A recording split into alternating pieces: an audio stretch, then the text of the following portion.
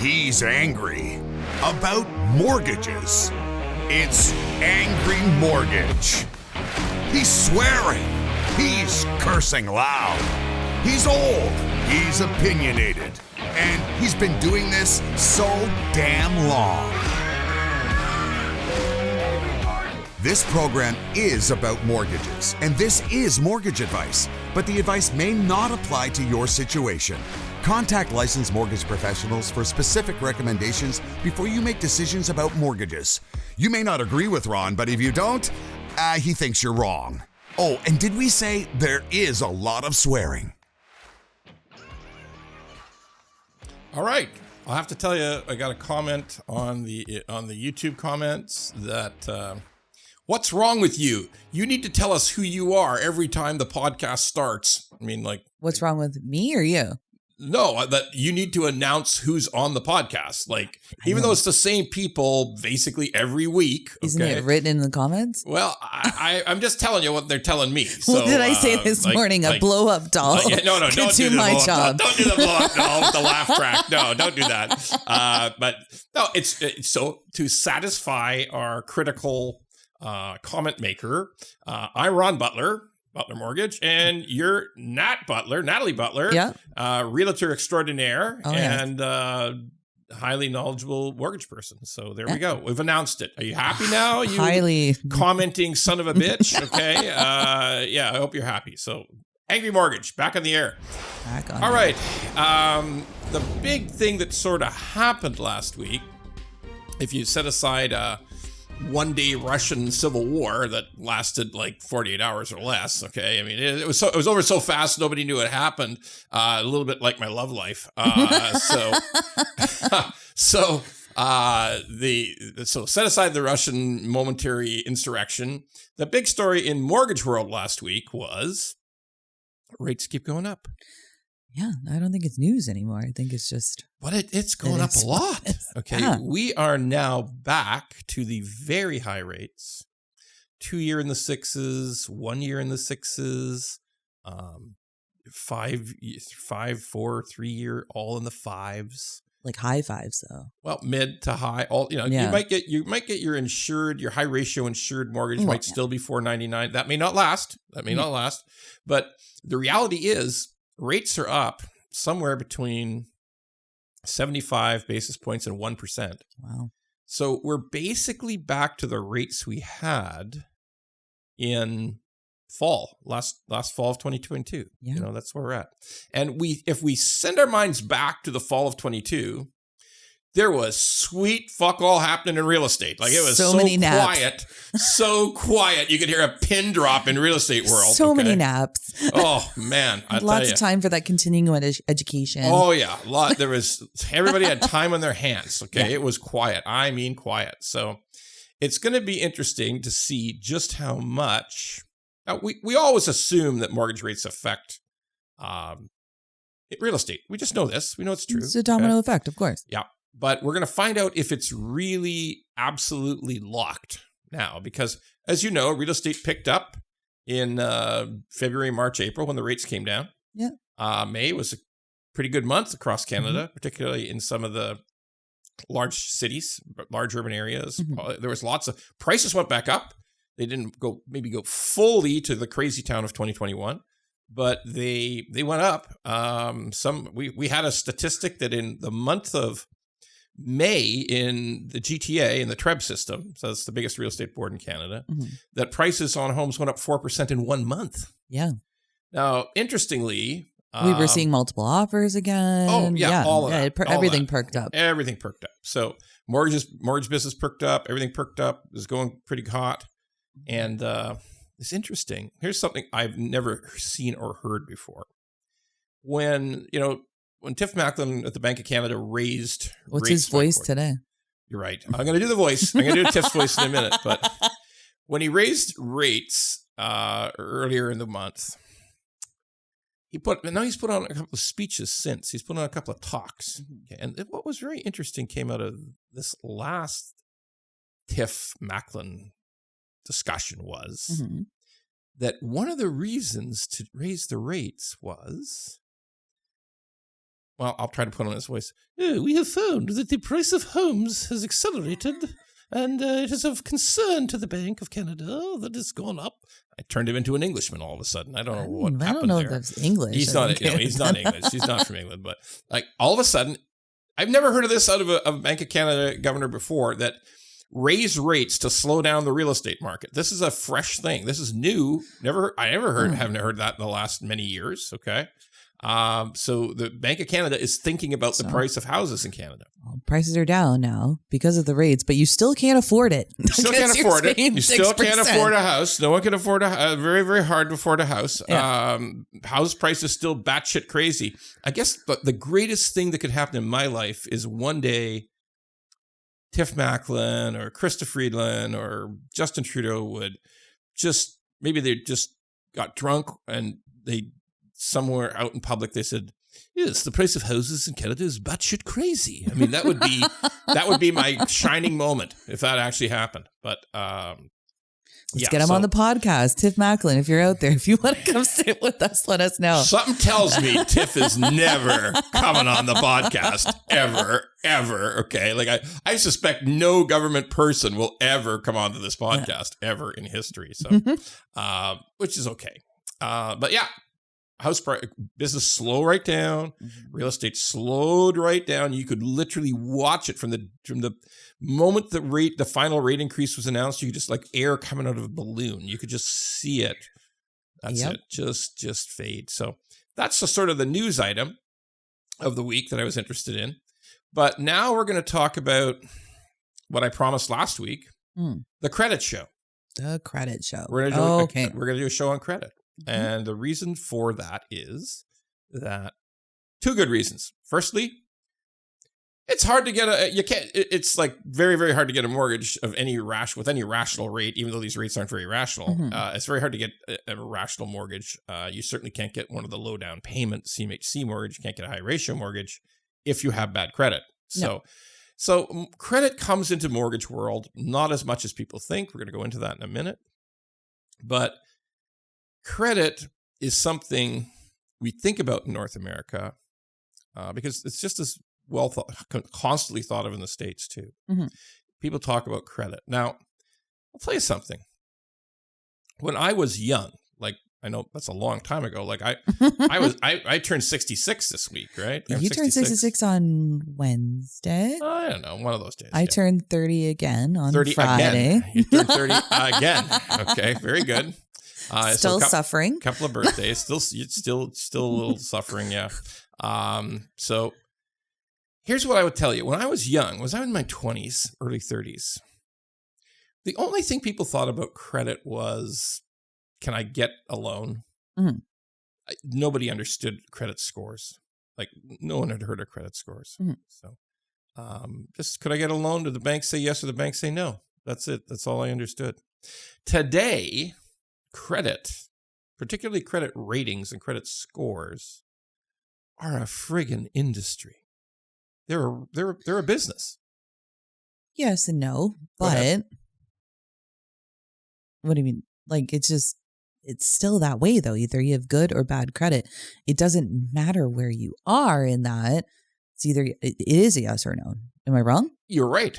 But what has happened is that people who sell advice about credit scores, the credit score people themselves have discovered that they can sell that information to the public. Okay.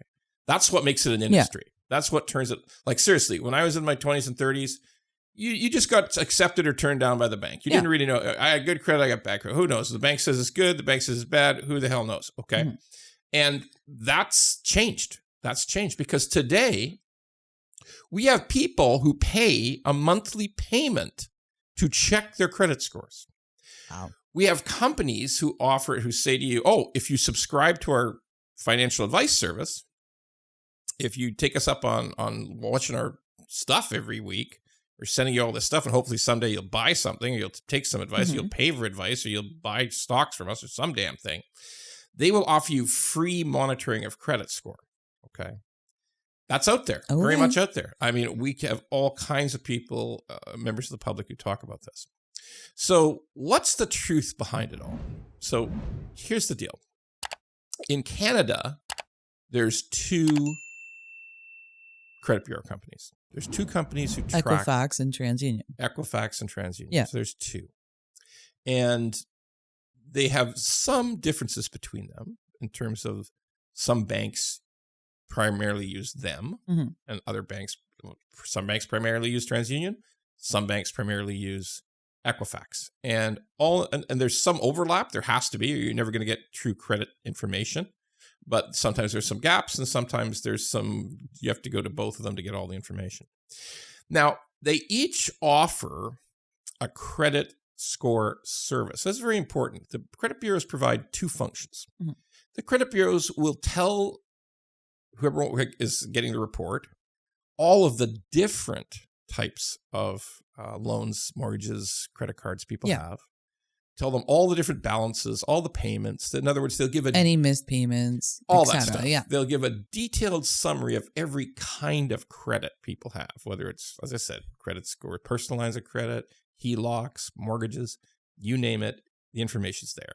Okay. But the separate service they offer is a credit score. So a credit score is a number made up by algorithms that analyze tons of stuff. I'll start breaking it down in a minute. But they analyze tons of things to do with how people pay bills, how many bills they have, how people. By the way, there's even cell phone bills. There's even Rogers and Bell in killers. There. Yeah. Those are the killers because people don't realize. Yeah. And there's the other crazy part in the credit bureau, that there's fitness clubs that you've decided to stop paying. Okay. And they come after you with pitchforks and try to destroy your life. Oh, yeah. Okay. There's all kinds of little details and lots of important information. They'll tell you whether a person's bankrupt or not, credit account, whatever. But here's the really important thing to understand. Even though people have become fascinated with credit scores, in the States, there's people by the way, there's 3 credit bureaus in the States, but in the States, there's constant advertising about credit score secrets and credit score monitoring. And it's just because it's different in the States. Because I have friends that live in the States, and for instance, car shopping, we were talking about that. Yeah. Well, if your credit score is this, you get this rate. If your credit score is that, you get that rate. I'm like, it's not like that here. No, it's not. It's not anywhere near as sophisticated as it is in the States. Although there's some of it, but in what happens really here is you'll either get a car loan or you won't. Yeah. Okay. Or you'll have to go to somebody else. Because what's the threshold? 680? Well, if we're rational, we would say that if you have a 680 score, you're probably going to be fine. If you have a 680 credit score, lower than that, you're not. By the way, it's crazy. It's scored out of 900, not 1,000. Okay. Yeah. 900 is the highest score you can get. But let's go back to these FICO scores for a second. Where did they come from? Well, a couple important things to understand. A lot of money is put in to develop this stuff. Let's develop the software to think about how to assign a score to people. Next important thing to know is lenders have different approaches. Credit bureaus have different approaches, whether it's TransUnion or Equifax. You never get the same score. Never happens. And finally, different lenders want different analysis. You can actually have, when we get it, we see a score, but if a bank pulls it on their own, they might see a slightly different score. If a car lease company pulled it, they might see a slightly different score. So it goes on and on. So this is the wildest thing. People who actually subscribe so that they can see their score every month, or whenever they want, I'm going to check my score. Why? Why are you doing that? But okay, fine. Check your score. That number that you see, that credit score that you see, if you subscribe, you pay your $19.99 a month to Equifax or TransUnion, whoever it is. Just look at your score whenever you want. That's not the score any lenders use. No, nothing to do with it. Okay, that's how crazy this is. So, even though credit scoring has become a huge business, and the public some people in the public are just fascinated with it. I'll go into that in a minute, but it doesn't really matter. It does not. Okay. You're either in or you're out. Yeah. Like you said, in the States, it's sort of true in the States. It's even sort of true here. If you're kicked out of a regular car lease opportunity, you might, because of your score, you might end up having to go with a really subprime credit kind of car lease situation. So to that extent, but then it's not about whether you're 720, 740, 820, 640. It's none of that. It's still you're in or you're out. Yeah. Okay. And if we just start with the basic concept of this thing, I want to make it so clear. Credit scores are for lenders. That's what the whole system is built for. Built for lenders, not built for the public. Public having an interest in credit score is not brilliant. It's not rational. It's like, again, you need to maybe pay attention to whether you're in trouble, okay? But here, let me put it this, like you said, 680. You're a 680 credit score and above. Was it 680 or 640? I guess I like to think 680. Yeah. There's some people argue it's 720, but that's sort of the range. And at that point, you're going to have access to any kind of credit that you choose to have. Yeah, because your rate is the same. Once you're above that threshold, your rate is the same. Exactly. In or out. That's it. All right. So there's no better interest rate for, exactly. I have a 900, so I'm going to get a better. That's not the way it works. I got a 900, so I'm better than you. No. Okay. No, please, Jesus, folks, please don't think that. Yeah. You know, and I'm going to tell you one thing that I find very, very fascinating. When we look at credit scores, when I look at credit scores, when our staff looks at credit scores, very consistent fact. People who have the highest scores, the scores in the high 800s, mid 800s, they don't know a goddamn thing about their score. I'm so serious. They're not tracking it. They don't pay the $19.99 a month. They don't know about it. Because they know that they've paid everything on time. They're not overutilizing their credit. They know it's somewhere up there because they haven't done anything to hurt it. Not just that. They don't even fucking care. Yeah. Okay. Like I pay my bills on time every time. I pay down. I don't carry huge balances. I don't. No. And that's the way I run my life, which results in a good credit score when you tell, if they don't even ask, by the way. This is the really, really crazy part. An 880 score not only doesn't know what their score is, they don't care and they don't ask. Because they know. Okay? Yeah. They just believe their credit's fine. No lender's ever turned them down for any fucking thing ever. Okay. But they also don't care about lending. That's one of the things you run into the 880 people. They don't use much credit. They might have a mortgage. They may have a car lease, depending on their business situation, because they pay cash for lots of stuff. They keep credit cards. They use credit cards for points mainly. Mainly they use them for points. And they don't care. They pay on time. They don't use credit much. And they don't give a shit. Yeah. Okay. That's the story of people with very high scores. I have never run into anybody who walked me through the analysis of what their score is. Well, I don't want you to pull credit because I'm carefully monitoring my 731 score, and I've got to think. I think I can get it to 738 if no one looks at my credit, and I pay down there. Shut the fuck up, okay? Like, honest to God, this is not how this shit works, okay? Yeah. Analyzing the fuck out of credit is stupid. Just pay on time. Pay on time. Overutilize. Don't overutilize. Oh, and then there'll be the experts. You'll sometimes hear the people who say, well, I'm an expert on this, and you have to minimize your credit hits. You have to maintain certain balances. It should be below 40% of the available credit. And you should have always active credit. You should use your credit. Oh, shut the fuck up. Honestly, I'm going to say this 1,000 times to anybody who asks. The people with the highest scores don't even know there is a score. Yeah. That's the truth. Well, right? because they know. Maybe they don't know. They just live their lives in a certain way that they never overutilized credit. They never missed a payment. They paid stuff off when it made sense to them. They just used a credit card for the points. Okay. Like, they don't give a shit. Yeah, they might have got a mortgage at some point in their lives and they paid it off or they made the payments perfectly. But that's the truth of it all. So the really important thing, I come back to it, to understand about credit scores is it's only for lenders. When you want to get to an argument about, oh, well, what is my score that you see on my Equifax report versus my TransUnion? Well, you can't tell. It's going to be different than what you get because the score the public sees is not the score the lender sees. So quit talking about it. Sweet Jesus, stop it. Just get over the threshold and live your life. Get over the threshold. Stop studying credit. Just pay your bills on time. Don't overutilize it. Like, those people who just use credit cards for points, they always have great credit. They only have a couple. You don't need lots of credit. So don't obsess about credit score. Just be over the threshold and don't care. Yeah. And live your life accordingly. Now let's talk about what lenders do think about it. Like, I'm serious. You know, you hit the nail on the head. You're in or you're out. And when you're out, what does it mean when you're out? It means you're out with prime lenders. Yeah, there's still options available. They're not the best rate. It's just more expensive. It just becomes more expensive. What is an alternative? With regular rates are in like the 6s. What is an alternative rate right now? Pretty crazy. I'll tell you why it's crazy about it. Is it like at the 899? No, it's only in the 7s. Really? High 7s. They haven't gone up that much then. Well, because they're all short term. You know, when you look at... For a year. Yeah, they're all just for a year or two. And they're all oriented to GICs.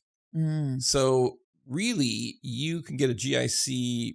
Some of the really good stuff today is paying like 5%. Wow. Okay, paying 5% annual on a good GIC. And these companies, alternative lenders, use GICs as they're institutional. They use that as their backbone. So you don't really need to charge more than high 7s if you're only putting the money out at 8. You know, that's, high set. You need to, if the money is being used at 5 and you're lending high 7s, you're close to a 3% spread, right? Which is, I don't think you're going to get that anywhere else. They can live on that. Okay. They can live on that. And it's still a competitive business. When we talk about alternative lending, we're talking about institutional alternative lending, not private lending. No, private's much higher. Private's higher. And the crazy part is it much higher? Like considering where the rates are, it's really not that high. That's the weird part. That is weird. No, don't get me wrong. It's hard to pay 6s on a mortgage. Like, that's obscene. And by the way, let's always remember every grandpa who says, well, when I bought my house, it was 18% credit. Shut the fuck up, Grandpa. Okay, your house cost less than my car. Yeah, the house was $179,000. Shut the fuck up, Grandpa. And the other consideration is, it was a time of very, very high inflation. Yeah. You know what? One thing Grandpa forgets is if he worked for a Canadian Auto Workers Union, for instance, he was getting 4% COLA a quarter. Cost of living adjustment was 4% every 3 months. Okay. Yeah. I was alive then. I remember this shit. Okay. Like, oh, well, 18% interest is unbelievable. Dude, you were getting so many wage increases. Now everything was effed up. No, sorry. This is Angry Mortgage. Everything was fucked up. The reality was that the prices in the grocery store were going up so relentlessly. Rents were going up. Everything was going up. But wages were also going up very quickly. And it was 18% on $189,000. No, less. Like, maybe I know less. My parents bought for $57,000, I think. Yeah, but they bought in the middle of nowhere, right? No, Hamilton. That's the middle of nowhere. No, I'm kidding. Hamilton people, don't get mad. Like, okay, I hear they're going to start a convoy down the QEW to come and lynch me from Hamilton. But okay, so let's just agree. House prices were, and by the way, really, really important to remember, house prices are tied to income, right? Yeah. Like average income. And that was average house price. Beautiful neighborhood. That's not in but here's the deal. Yeah. Maybe it was 2.5 times or 3 times average income back in the 80s. Okay. Back in the late 70s, early 80s. 2.5 times income for the price of a house. And let's flash forward to 2023.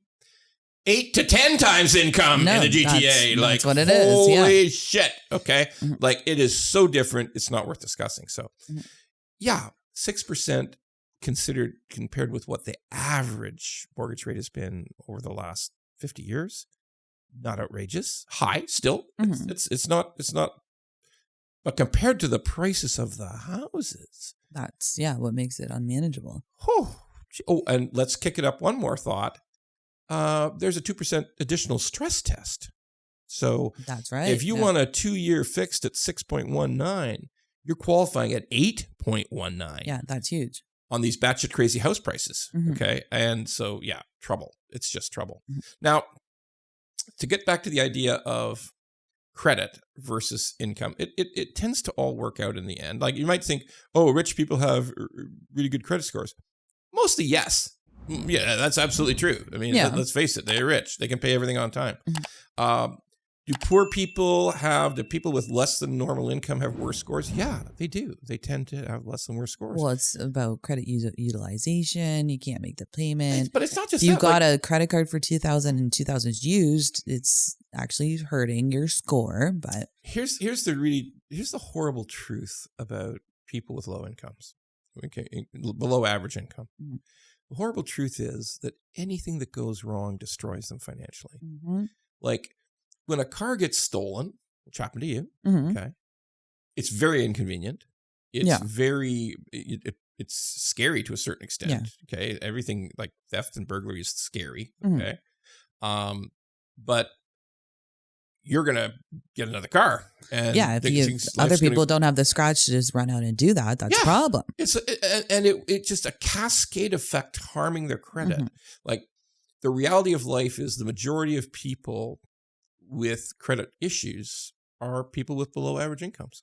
Yeah. Okay, because the slightest thing that goes wrong, whether it's having to get a root canal, like it's just your budget's so tight that the slightest thing can just throw everything off. Yeah, there's no rainy day slush fund. There's nothing. You're just running tight all the time. So, folks, like when people are talking about low credit scores, always remember the majority of problems with low credit scores is not people living foolishly. It's people not making enough money. Yeah. Okay. Like that's the reality.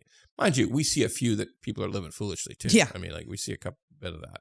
I'll never forget the guy who was like a day trader. He had like a 522 score. Lambo guy, driving a Lambo. And he had like millions of dollars because he's trading daily. Mm-hmm. And that's how he made his living. But he was a good guy. I'm not mad at him, but he just couldn't be bothered.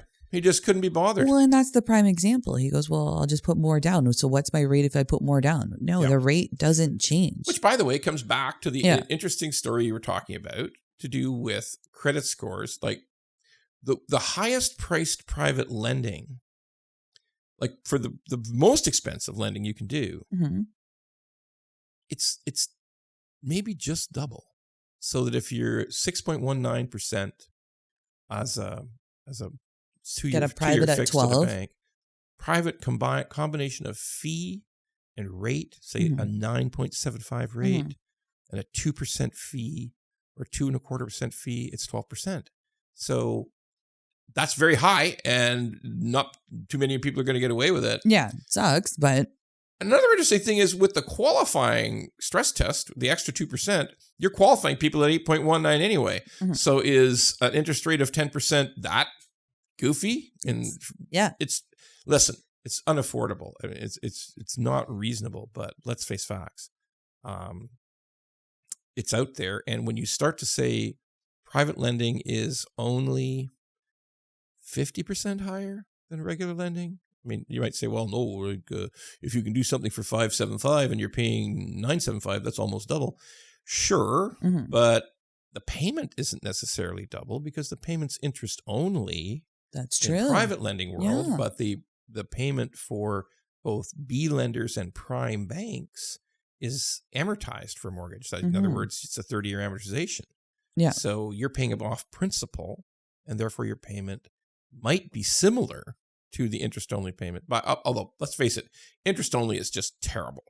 Like you're never going to pay it off. Yeah. And it's a terrible thing. So there's a light at the end of the tunnel, but it's a train. So it's a train. So so stay away from private lending. We tell that to everybody. Private lending is last resort. Private lending is... I think there's a need for it.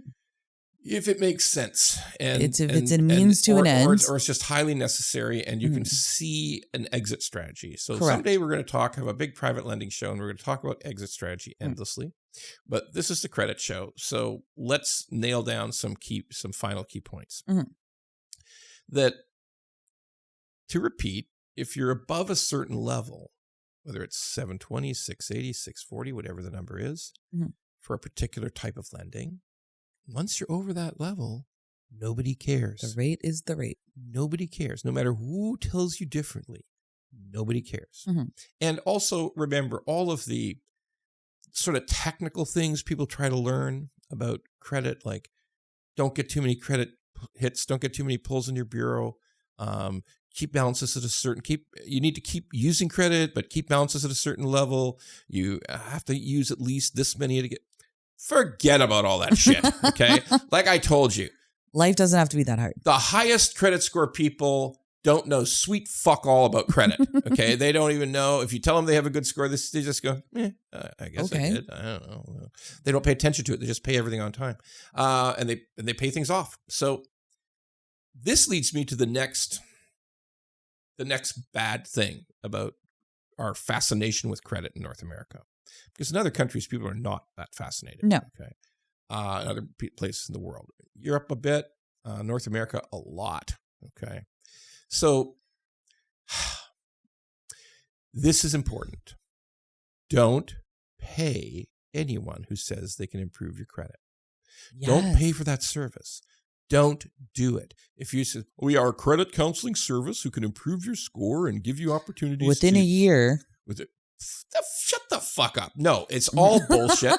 Don't pay anybody ever for credit counseling, for credit repair services. There's only one kind of person who is charged with being able to actually do something about credit and debt, to take action and to give honest and truthful advice. Mm-hmm.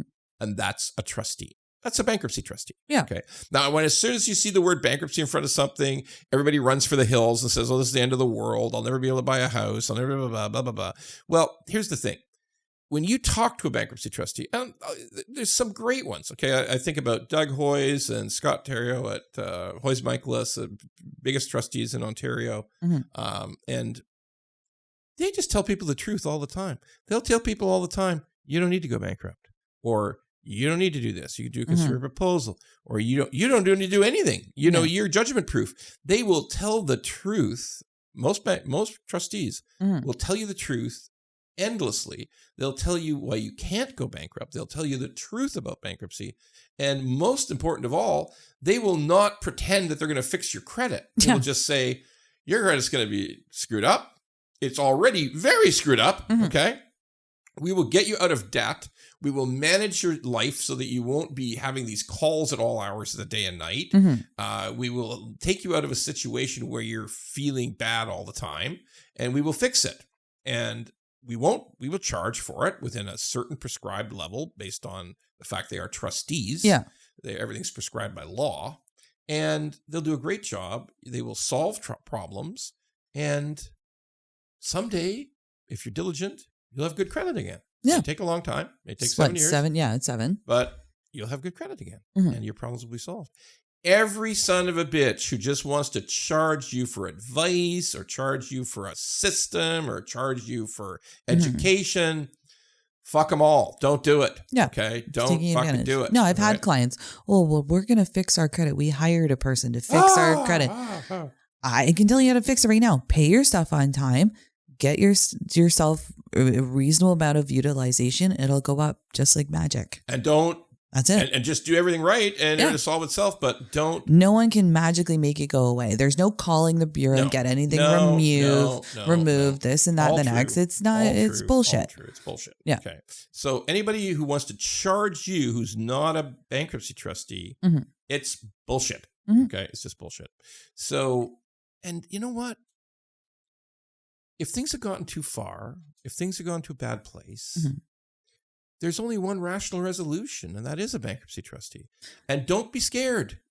Don't be scared. Sometimes it's necessary. Sometimes, and they will be helpful, and they will tell you the truth, and your life could get a lot better fast. Okay, just keep that in mind. Don't listen to people who want to charge you for bullshit. It's terrible. Yeah. Now, sometimes you'll hear mortgage brokers describe themselves as credit experts. Yeah. Well, there's probably a handful in this whole province. There might be 10 people who are really, really good, honest, helpful, and will always do the right thing for their clients. There might be 10 of those mortgage brokers, but there's another 2,000 that are just bullshitters. Okay. There's little private mortgage guys who just want to try to slip in some deal for you so that you paying huge interest rates, or they'll prepay it, or they'll do something. They'll find some technique to make it look attractive. They'll promise you that through their wise credit counseling, they'll make sure you get out of this problem in a year. Magic. Yeah, folks. Okay, look. some people whose credit is just sort of entering a precarious zone, but they're not cratered yet. Mm-hmm. And they have a lot of equity in their house. Yeah, we can be helpful. Okay? Yeah. They can also be helpful if you're willing to enter into a situation where you feel, I just need time. Mm-hmm. I just need time. I know my credit's not good. I know breathing room. Yeah. I need some breathing room, and I accept the fact that this is not a total answer. Mm-hmm. Okay. And that maybe I'll have to sell the house, maybe eventually, but I want my year. I want my time. I want my ability to take one shot at it. And let's face facts. The people we're talking to are adults. Mm-hmm. They're adults. They can, if they're properly advised and advised in this way, look, I'm going to do this with a private mortgage. I'm going to do this with a refinancing. But if we come back in a year or 6 months or whatever the time frame is, and you just need more refinancing, then you've got your own answer. Yeah. This is an unmanageable situation. Cut you it need off. To take other action. Mm-hmm. Okay. Like sometimes mortgage brokers are criticized for refinancing and paying off debts and providing cash. That they're just taking advantage of people. And yes, the rates are high and the fees are big, and the mortgage broker did make money. 100% they did. Mm-hmm. But if it's done honestly, and the other people on the other side are adults who can pick their own shot and say, like, I know I'm in trouble. I know I might just be buying a year. I want my year, and I understand that you've told me that in all likelihood it's not going to get fixed. Mm-hmm. It's not. Yeah. Okay. But I want my year, and then I'll move on. And let's face it, if the mortgage broker does the right thing and the document is signed to say, hey, if nothing happens in a year, you're actually maybe worse off. Mm-hmm. Sign it, see it, put it in writing. Mm-hmm. Mortgage brokers can do honest things and say, I don't think this is a good resolution, but you're instructing me you want your year, so I'm going to give you your year. Mm-hmm. Against advice. We're telling you should probably sell the house. That's what we're telling you. Mm-hmm. But you want your year. Fine. Adults in the room. Let's do it. Yeah. Properly documented so that nobody is being lied to and told that, don't worry, in a year, all will be well. I can tell. I know everything will change. Sunny days, and we'll get you back with the bank. And blah, blah, blah, blah.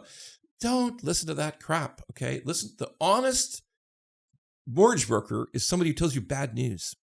That's it. It's bad news, but you're telling me you want to do it. This is what it costs. This is how it works. And in a year, you're probably not going to be any better off, and you're going to need to take even more deliberate action. Yeah. Okay? But that's the way the world works. Okay. Now, so let's talk about why would a mortgage broker lie to you? Okay. To make money. Okay. Why would those credit counselors lie to you who can't really fix anything but pretend they do? To make money. So always bear in mind, if you're the consumer in a tough spot, try to find somebody who sounds like they're telling the truth. Yeah. Okay. And the truth is always, for people in tough spots on credit, the truth is typically always bad news. Mm-hmm. Okay. Don't get me wrong. Some people have turned it around, pulled it out. I had a guy, friend of mine now, smart guy, hardworking guy, got in a bit of a fix. Things went against him in the restaurant business. Things went against him over the years. And 10 years ago, he was in a bad spot. Maybe it's 12 now, maybe 11, 12, but 10 years ago for sure. He was in a bad spot, low score, just trying to get by, trying to keep ahead of things. Still working, but difficulties. Well, sweet Jesus, like 10 years later, he's a multimillionaire. There you go. So it can go the other way. It can go the other way, but it's rare. But not by paying somebody $20 a month to fix your credit. Absolutely not. And all what that's not the solution. And what this friend of mine did was the right thing. He just worked his balls off and had a good idea, had a little bit of good fortune that his idea worked. He's smart enough to learn how the restaurant franchising business worked, absorbed it quickly, had a flair for restaurant design, and all of a sudden, he's a multimillionaire. Yeah. And doesn't give a shit about he doesn't give a shit about his credit score. Yeah, he knows where it is. He doesn't ever ask what's my credit score. That never comes up anymore. But that's a rare thing. That's a unicorn. It is. So everybody else, unfortunately, everybody else, the only people who can give you, if you're in trouble, the only people who really can help is probably a trustee. That's the truth. If you're in really deep and you don't see a way out. If you're like sort of medium and you own a home and you've got lots of equity in your home, maybe a mortgage broker can help you out. Might be temporary, might just buy you a year. Well, maybe not now. Maybe in 2020 when we're paying 0.99. There's that. That was a great time to consolidate your debt. Yeah, when you get a 5-year fix for 2.29, it was pretty damn good. But here's the thing. The mortgage broker who's probably telling you the truth is someone who looks you in the eye over the Zoom call and says, because nobody sees anybody anymore, we know this, looks you in the eye over the Zoom call and says, this is temporary. It may work out in a year, but it probably won't. And you're just buying time. And if someone is honest with you, then that's probably the one to go with. Yeah. Okay. All right. So don't jump onto the urban legend that people with credit counseling or mortgage brokers can miraculously fix everything. I mean, they probably can't. That's just legend. So the final summary of the credit show is it's for lenders. Credit's for lenders to worry about, not for you. Okay. As long as you're good, you're good. And staring at a report, like looking at your credit every 5 or 6 weeks is stupid. Having the credit bureau send you a notification that someone's looked at your credit is probably stupid. Okay. Being obsessed with credit scores is stupid. All right. Don't do it. Just pay your bills on time. Never miss. Moderate utilization, pay it off sometime, but that's the story of credit. It's for lenders. Credit scores are for lenders, not for. Doesn't do anything for your day-to-day life. Doesn't do anything for your day-to-day life. Stay above the threshold, you'll be A-okay. And you'll get what you need. And by the way, in this environment of high interest rates, great credit score is not going to fix this income differential situation. I mean, like when we look at it today, it would appear that only on the average home today with these rates, the average house price in Greater Vancouver area, Southwestern Ontario, you probably need to be in the top 5% of all income earners to buy the average house. So today, the problem is not necessarily credit. It's income. Because let's face it, incomes in Canada have been pretty fucking stagnant for the last 20 years. Okay. For sure. Especially for medium income people, they've hardly budged at all. And the prices are crazy, batshit crazy. So it's a combination of things where credit's not going to have that much impact. Now let's talk about our favorite part of the program. What the actual fuck? Yeah. What happened this week? Well, it's not so much what happened this week is this horrible realization that's hit me. As we've seen how many young people are shut out of home ownership. Okay. Oh, that's not news. Not news, but here is what really got to me this week. If you're shut out of home ownership as a young person, is your retirement fucked? Let's think about it for a second. So when you think of all the boomers, like you think of your parents, when you think of a lot of people in their 60s who are retired or about to retire or are retired. They bought a house 30 years ago. They paid it off. Now it's worth 12 times what they paid for it, if not more. And but you know what the most important thing is? You're right. They've seen huge asset value increase, massive, and they feel that they've got a secure nest egg. But maybe the most important thing is they don't make any mortgage payments. No. Which is you think about for these people who are in their 20s and 30s today, even people in their 40s, some of them, who have had moderate incomes their whole lives. Their whole paycheck is mortgage payment. Well, more just to the point, when they're 65, they're going to still be paying rent. Yeah. And some of them might be fortunate enough to get a mortgage late in life, but a big mortgage, too goddamn big, okay? Big mortgages like we have today. Or they're renting. What the actual fuck? I mean, like, how is this key financial planning tool that we've had in Canada for the better part of 200 years, that people would either have no mortgage or people would pay off their mortgage or there would be that part of retirement that you wouldn't have to worry about making a mortgage payment or still be paying rent because still to this day, the majority of families in Canada own a home. Okay. But if they have to buy later and later in life, if they have to carry these huge mortgages, if they have things like have happened on the variable today where some of the amortizations are getting blown out to 75 years. Yeah, okay? It's huge. Be lucky to live to 75. Right. And well, they're 35 already, so that's a really long way. Okay. But let's summarize it this way. People are going to have mortgage payments in their 60s. Okay. If not later.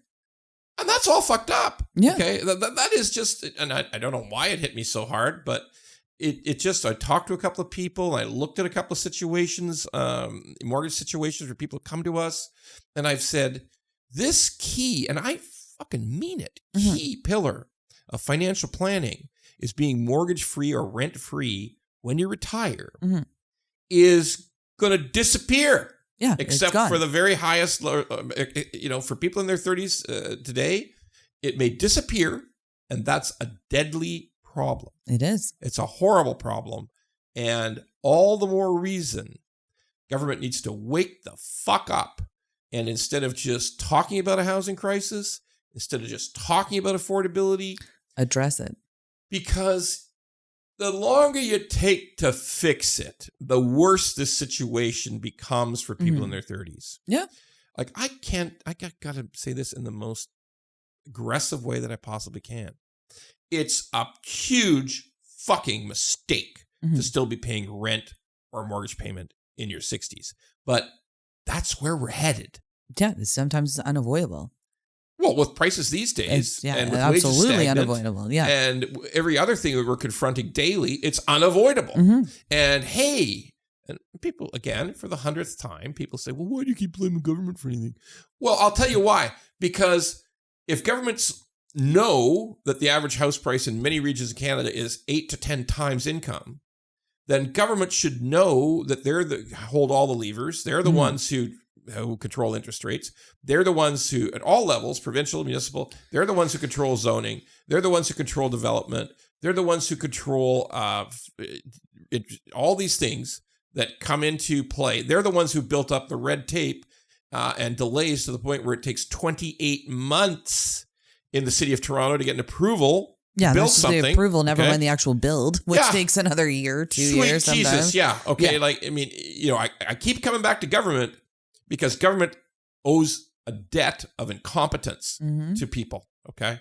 Like, to ignore the fact that when it went from 2.5, 3 times income to 4 times, to 5 times, to 6 times, and the government's just whistling Dixie. Okay? Yeah. Like, I mean, well, there's a crisis. We'll deal with it. We promise we're going to fix it. At some point. we're promised we'll do it right away. And then nothing happens. Okay.